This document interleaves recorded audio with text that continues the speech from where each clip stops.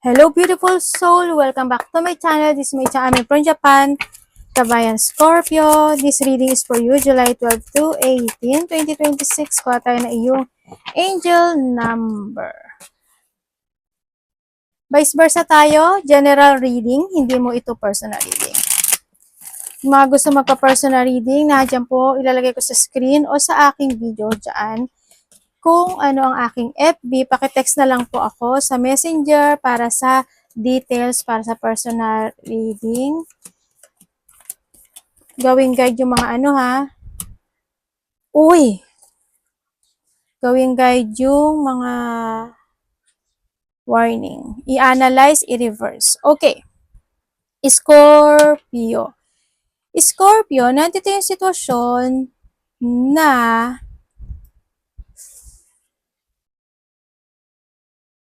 meron kang sitwasyon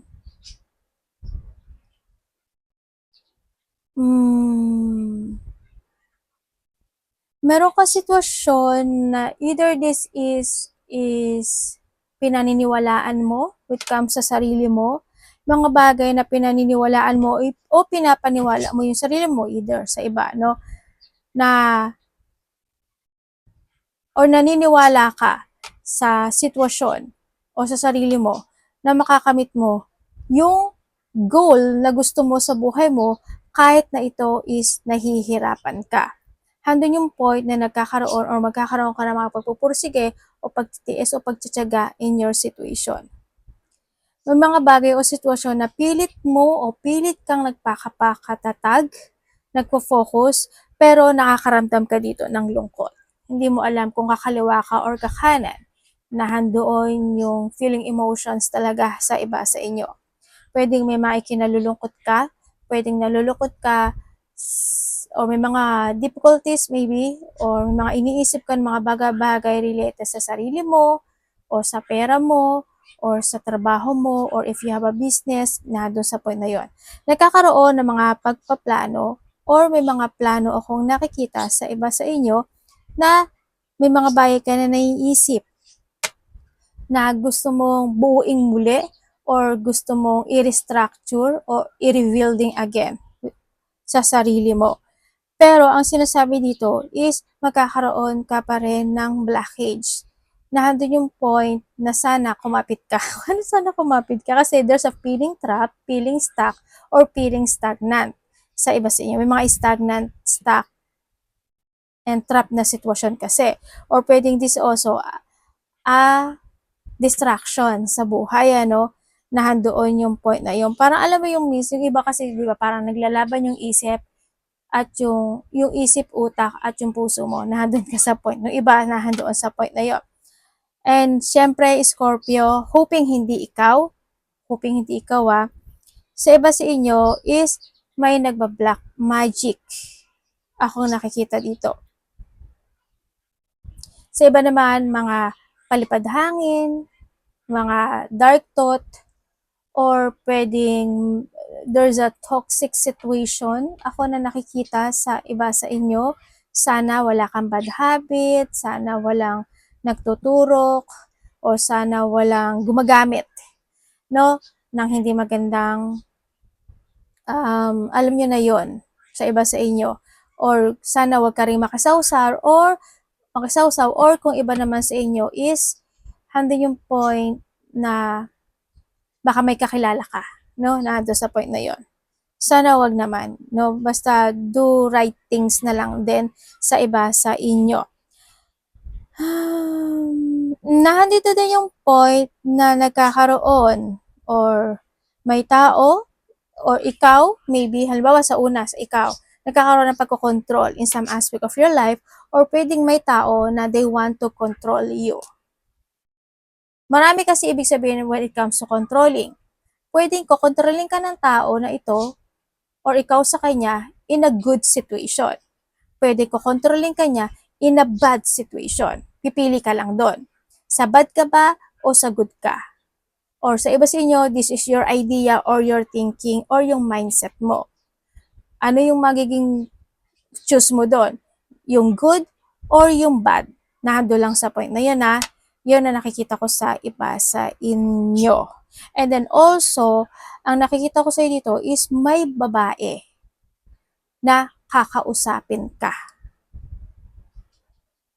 Makakaramdam ka ng lungkot, or maybe, sa iba naman sa inyo is may babae.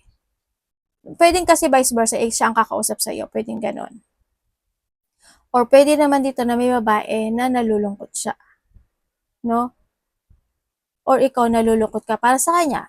Sa iba naman sa inyo is ikaw or this person is nagput siya ng guard when it comes in this connection. Maybe ikaw yung nagput ng guard sa kanya or siya yung nagput ng guard pagdating sa iyo. Vice versa ha. Yun nakikita ko dito. And then also is there's a papers and documents ako na nakikita sa iyo.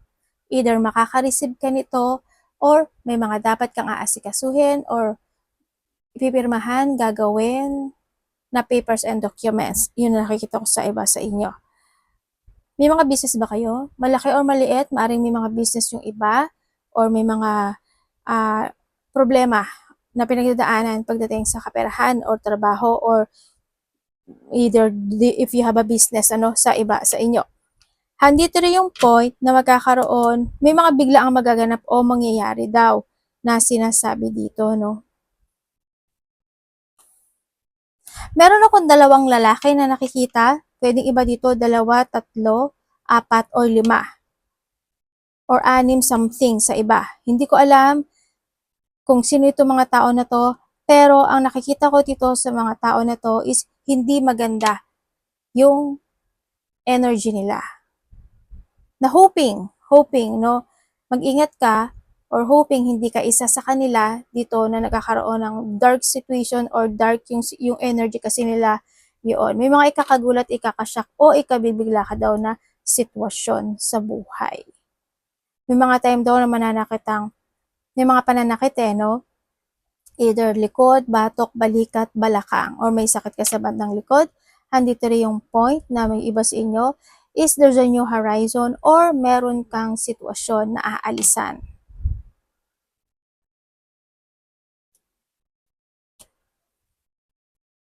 Pero sana hindi ka mahatak muli ng nakaraan. Something or someone. May sitwasyon kasi ng pag-aabandona. Yun na nakikita ko dito. Nagtutulog-tulog ba kayo? Matulog din kayo pag may time Kung hindi kayo nakatulog, o may mga iniisip kayo, worrying, or masakit ba, may insomnia ka ba, may kakaroon ka ba ng may migraine ka ba, may mga bagay ka na, sa iba sa inyo may mga pinagsisisihan o pagsisisihan, pwedeng iba sa inyo is mga magpo-focus kayo sa nakaraan, o kaya naman mga deep unhappiness, feeling anxiety, depression, stress, burden, mga ganyan, o may mga magaganap na ganon, situation sa iba, yon.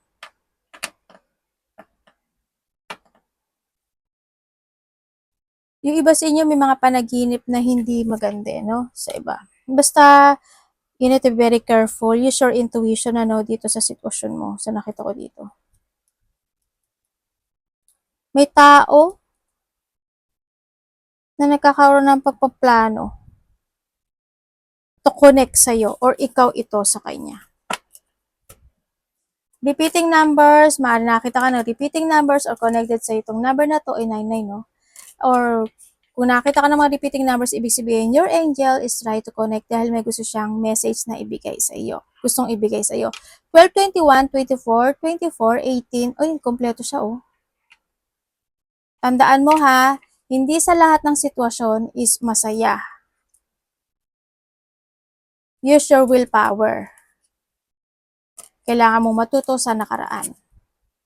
Kung may mga bagay o sitwasyon na kailangan mo i-let go, itama, aksyonan, gawin. No? Ito is nasa action mo when it comes to 1818. Kailangan mong gamitin yung intuition mo, yung feeling gut mo, or kailangan mong imulat din yung mind mo dito. Sa iba siya, magkaroon ka ng reflection from the past, isipin mo maigi yung benefits nun, good or bad. Tulad ng explain ko kanina, di ba? Yon. Maaring may tao ka na susuportahan o sinusuportahan, or maybe may tao na magsusuporta sa iyo. Andun na yung point na may achievement or may magsasucess sa buhay. May kasaganaan o mas magiging magaang yung energy mo this time or yung sitwasyon mo this time. There's a luck na magaganap o mangyayari o may magbibigay nito sa iyo, sa iba sa inyo, may mga pasasalamat, papuri maybe sa iba, or may tao na magiging mabait para sa iyo, or ikaw ito sa kanya. But still, tatandaan nyo palagi, okay lang maging kind. Pero wag magkakaroon ng salitang abuso. Okay? Or magpaabuso. Or mang-abuso. Okay? Yun ang tatingnan nyo palagi sa buhay nyo. Lesson to be learned. Kung if you want to stay in your situation at hindi ka matututo, is your choice. Wala kang dapat sisihin, kundi yung sarili mo. But you need to be very careful, Scorpio, ha? This is a time na mag-focus ka lang talaga sa sitwasyon na makaka-good or magiging maganda yung benefits o yung outcome nito sa'yo. Okay, we have that 12-21. When it comes to 12-21, this is a new beginning of life or this is a new situation na magaganap o mangyayari sa'yo. Nandito rin yung point of achievement. Also, nandito yung point na may tao na maaring magkakaroon kayo ng kasunduan or pag-uusap na magaganap o mangyayari. Pag-uusapan ka rin, no? Nandito yung point, nandito rin yung point of achievement and success sa iba sa inyo. Taking initiative. Change, optimism, joy, communication, messages. Good news, expression, high vibes. Ibig sabihin, may good news na darating or may good news kang matatanggap. Andito na rin yung point of, tulad na sabi ko kanina, communication, or maybe you were receiving something messages kay universe man yan, si angels mo, or may tao siya ipapadala sa'yo. Pagbabalik ng iyong energy or there's a high vibe situation mo. Pagbabago na ito, no? Yan, makakaramdam ka ng joy. Work with what you have and it will get you places. Count your blessing and acknowledge your dear ones. Ibig sabihin, kailangan mo ng gratitude or be grateful. No, malaki man o maliit, yung mga natatanggap mo this time o nakakamit mo this time, you need to thankful. Kumbaga nahando sa point na yon. Sa mga tao na yan or kung kanino man yan or sa trabaho mo, di ba? Yung mga ganon. You will find inspiration and figure out a way forward. Magkakaroon ka na ngayon ng forwarding. You are moving on and letting go something into your life. Hoping tuloy-tuloy na ito, no? Para sa iba sa inyo, kumapit lang kayo. You might also be getting some good news soon. Congratulations sa iyong good news happen. Ganda no ano mo.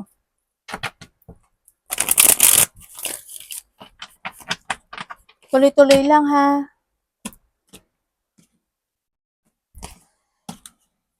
Your energy, Scorpio.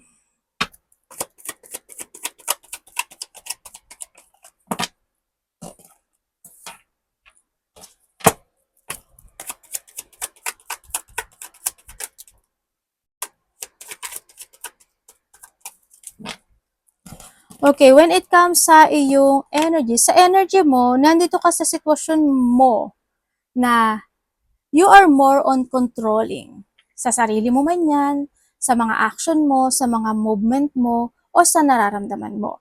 Sa iba sa inyo, nandito ka sa point na mas more ka mag-focus this time into your mission. O mas mag-focus ka this time sa sarili mo, sa trabaho mo, o kung saang aspeto ng buhay mo yan. You will find peace. Handun yung nakikita ko sa iyo, no? Mas makakaramdam ka ngayon ng peace of mind o peaceful situation. Nakikita ko na magkakaroon na ng mga healing, recovery, or acceptance sa iba sa inyo. Kumbaga, kung dati medyo na problema ka, malungkot, feeling lost, loneliness, and sadness, this time hindi daw. Handun na yung point of healing and recovery kasi ako nakikita sa iba sa inyo. Handito na yung point of forwarding. Pagbabalik ng lakas ng loob, ang nakikita ko rin sa inyo. And then also, is pagbalik din ng iyong strength, kumbaga, no, sa iba. Hmm, sa iba sa inyo parang magkakaroon ka na ano realization in life.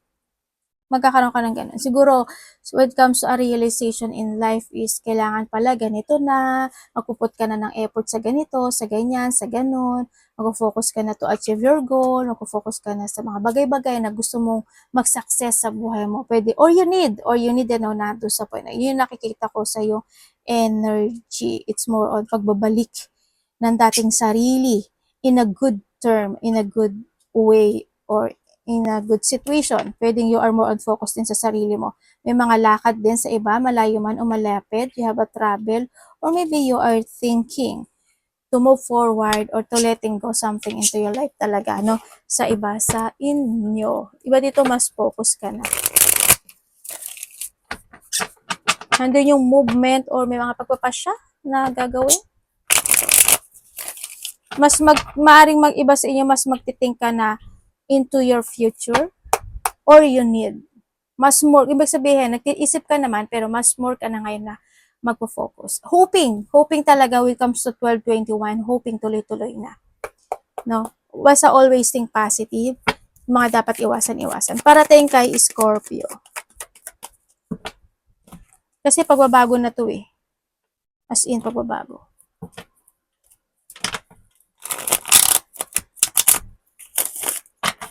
Parating po.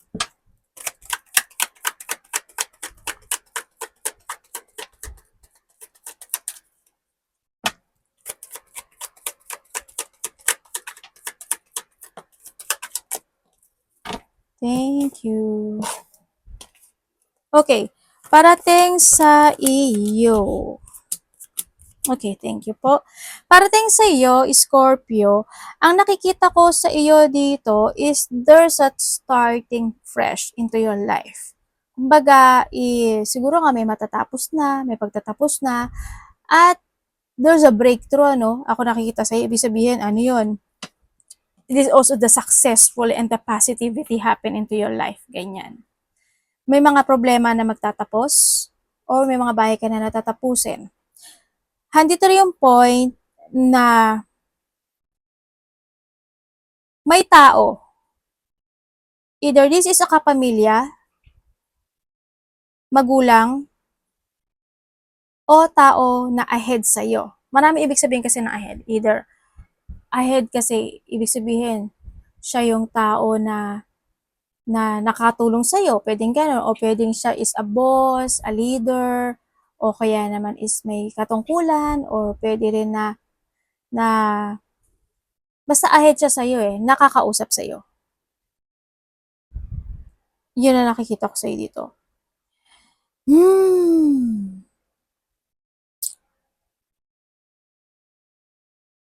Parating din sa iyo is may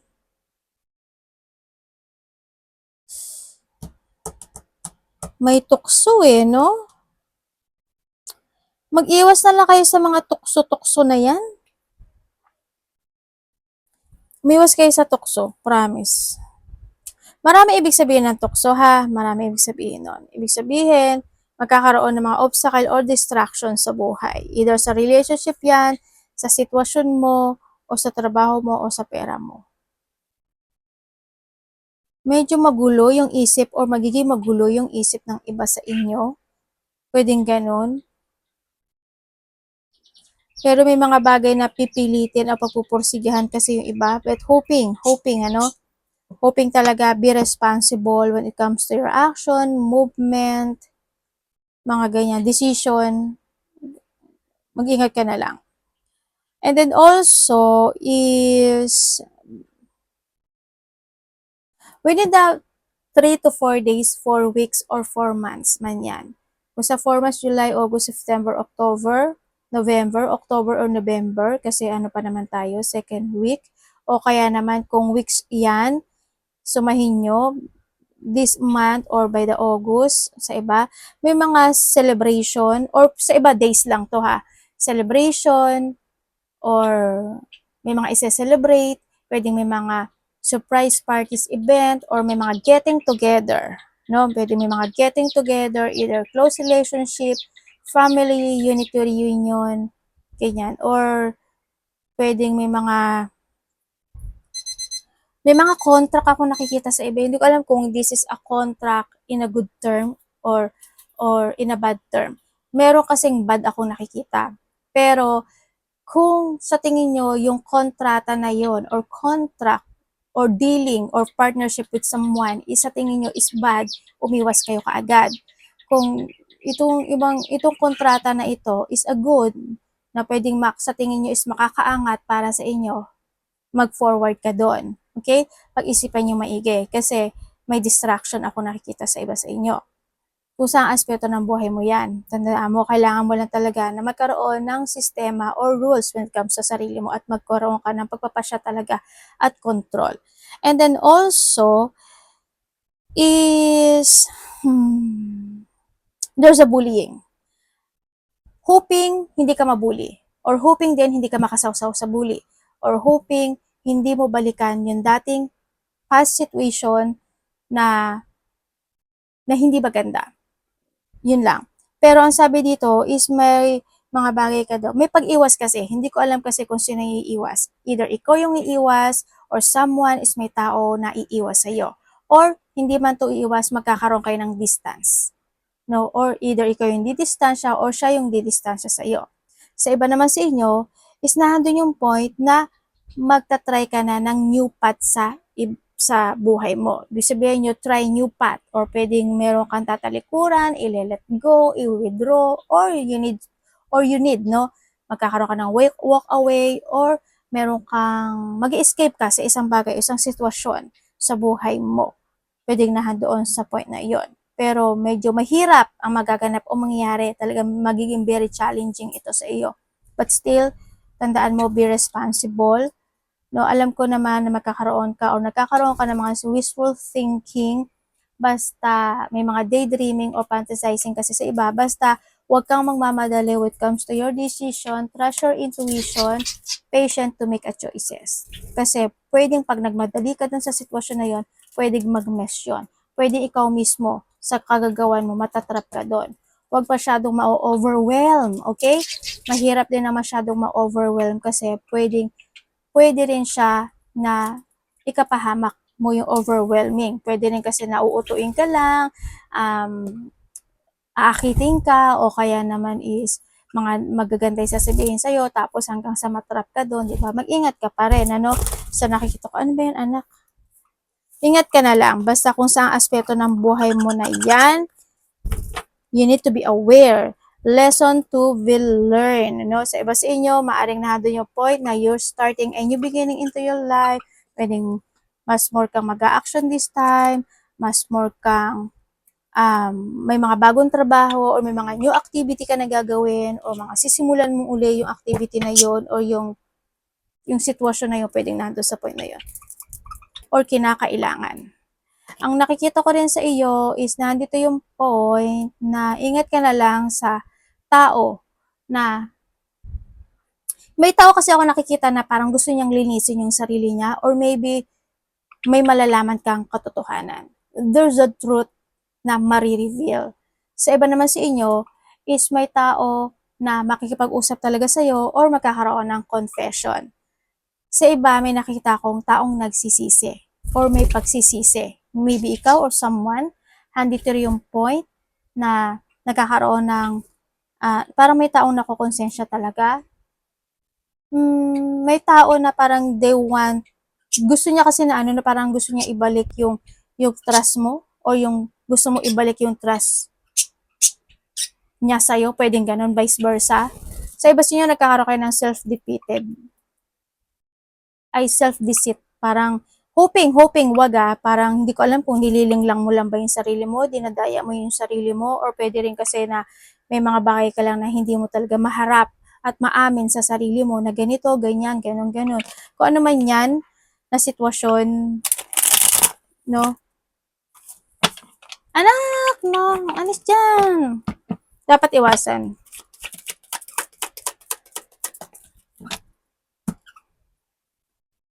Energy reading, vice versa, hindi mo to personal reading. Don't forget to subscribe, like, comments, and syempre paki-hype po ng aking video. Thank you po. Tingnan natin. Dapat iwasan. Okay, dapat pong iwasan. Siyempre, iwasan mo yung sitwasyon mo na alam mo sa sarili mo na hindi magiging maganda yung outcome na yun. Huwag ka mag-focus sa painful na sitwasyon. Tandaan mo, the choices is always available in yours. Huwag kang pumili ng daan o huwag kang pumasok sa isang sitwasyon na alam mong ikaka-frustrate mo iyon, na alam mo na magiging negative iyon. Okay? You need to see the fact of the situation. Kailangan mong gamitin yung intellect mo, kailangan mong gamitin yung intuition mo, kailangan mong gamitin yung karunungan mo in a good and a nice way. Kung may mga bagay na kailangan mo ikat, i-let go. Then, syempre, iwasan mo yung mga sitwasyon na pwedeng ikalungkot mo. Iwasan mo magpuyat. Iwasan mo na kung pagising-gising ka, bumawi ka lang. Kung pagising-gising ka sa gabi, kulang sa tulog or something, night shift, bumawi ka. No? Handito rin yung point na iwasan mo yung mga sitwasyon na magkakaroon ng chaos. Mga sitwasyon na magkakaroon ng mga disagreement. Always think in advance. Yung magkakaroon ng mga conflict or magkakaroon ng mga complicated situation. Hanggat maaari, iwasan mo. Iwasan mo yung mga pagkakipagtalo or to compete or magkaroon ng mga competition situation sa lungatan. Hindi pagkakasundo. Ma-misalignment ka into your life. Ibig sabihin, focus. Okay? Huwag kang pagewang-gewang, pasigsag-sigsag na ganyan. Focus lang. Huwag kang magpapadistract. Huwag kang panghihinaan ng loob. Iwasan ng mataas ang ego o yung mga taong matataas ang ego. Okay? Iwasan mo na hindi magkaroon o hindi ka maging open-minded or hindi ka magkaroon ng pakikipag-ugnayan ugnayan sa mga tao na pwedeng magbigay sa'yo ng advice and support. Kailangan open ka sa lahat. Pero kailangan mo ring makinig, di ba? Nandun sa point na yon. Basta isipin mo yung tama sa mali. Anak, love, kapatid, anak, magulang, karelasyon, kaibigan, pamilya.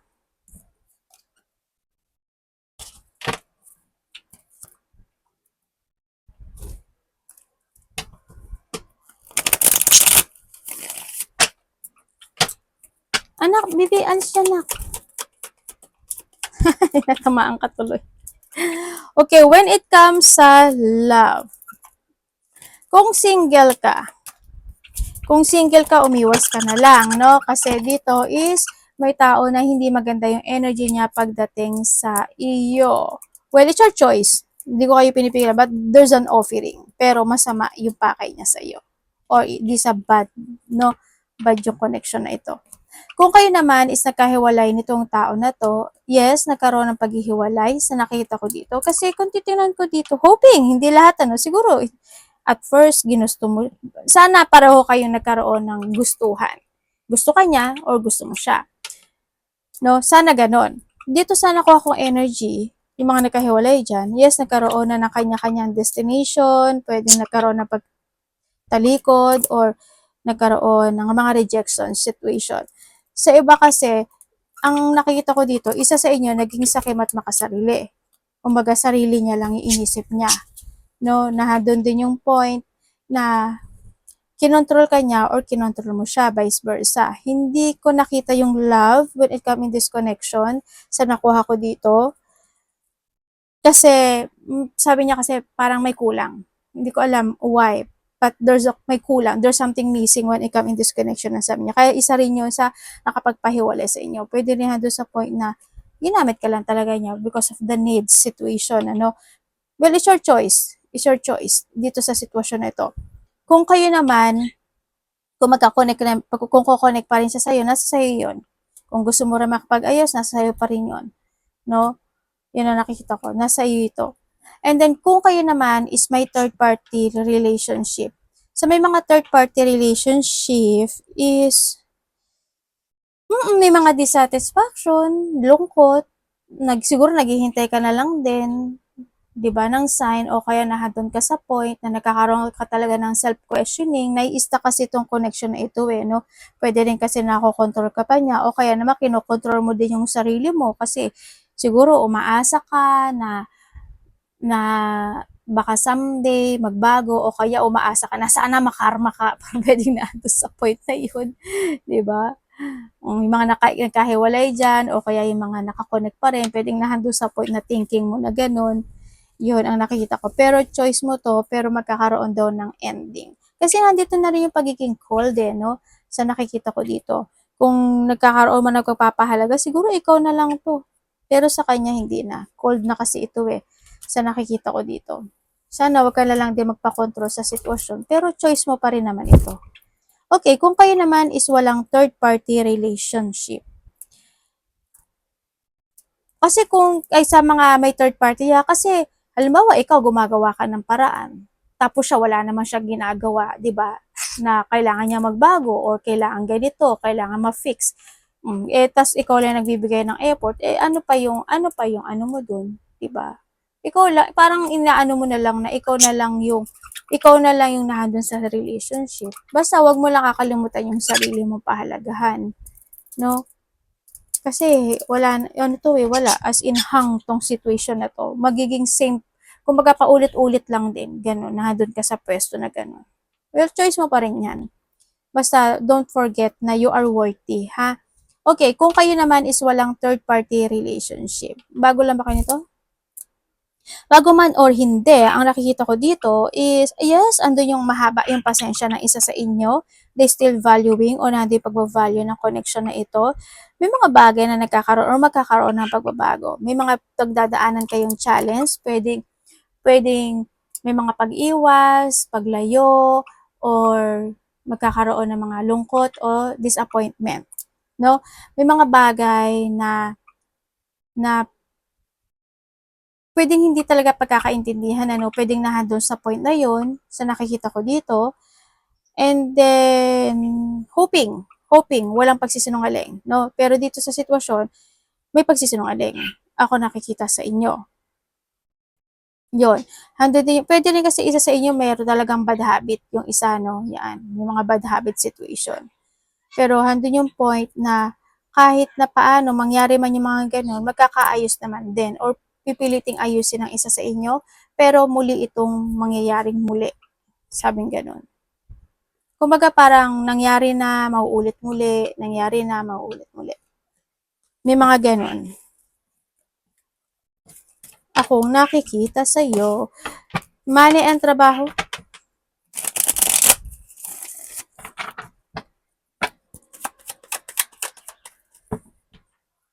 Vice versa, energy reading.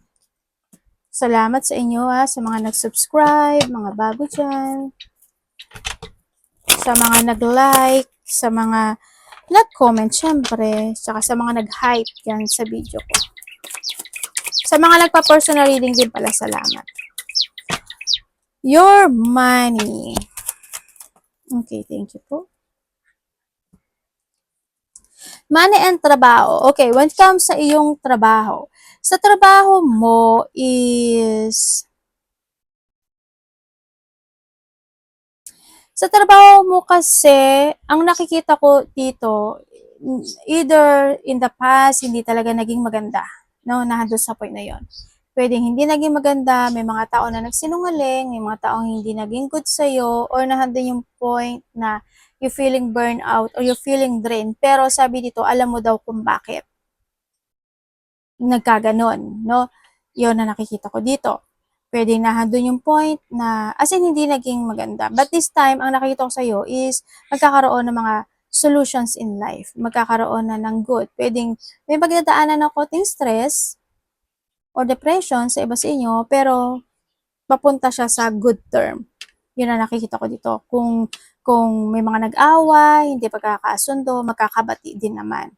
Sa pera mo naman, ang nakikita ko sa iyo dito is maaring may parating na blessing sa iyo. Yun ang nakikita ko Either may tutulong sa iyo or may taong makakatulong sa'yo, or may darating na blessing. Pwedeng may ipapadalang tao to give that blessing, or nandito yung point na magkakaroon na ng solutions into your life. So, iba sa inyo yung trabaho niyo medyo nakakapagod, ano? Or maybe pagod ka and you want to quit, pwedeng nahando sa point na yon. So, nakita ko dito, parang naghahanap ka pa rin ng clarity if you want to stay or not, pwedeng nahando sa point na yon. Sa money mo, yun din ang nakikita ko sa inyo. Wag lang din kayo magpapaabuso sa nakikita ko dito. Talagang tulad ng sabi ko kanina, when it comes sa mga iwasan dito is you need to see the fact kung tama ba o mali, good ba, makakatulong ba or hindi, okay? Handun sa point na yon. Magkakaroon ng mga solutions in life. Pwedeng maihingi ng tulong, ikaw ang hihingi ng tulong, or may tao magbibigay nito ng blessing sa'yo, or gift, or tulong man yan, or may tao na makakatulong para sa'yo, or tutulungan ka niya, vice versa. Pero tandaan mo palagi na itama mo na yung mga mali, magkaroon ng clarity, start to make a decision, kung may mga bagay, try to make it balance. Ano? Iwasan mong mas marami ang lumabas than sa pumasok. Umiwas din kayo sa mga utang-utang na yan. No? Ikaw man or kung may mangungutang sa'yo or ikaw is mangungutang, umiwas kayo. Kasi hindi bale kung kaya mo naman bayaran, di ba? Or hindi bale kung sa tingin mo is mababayaran ka niya. Nandun lang sa point na basta umiwas kayo. Yun na nakikita ko sa iyo dito. Magkakaroon din ng kasunduan.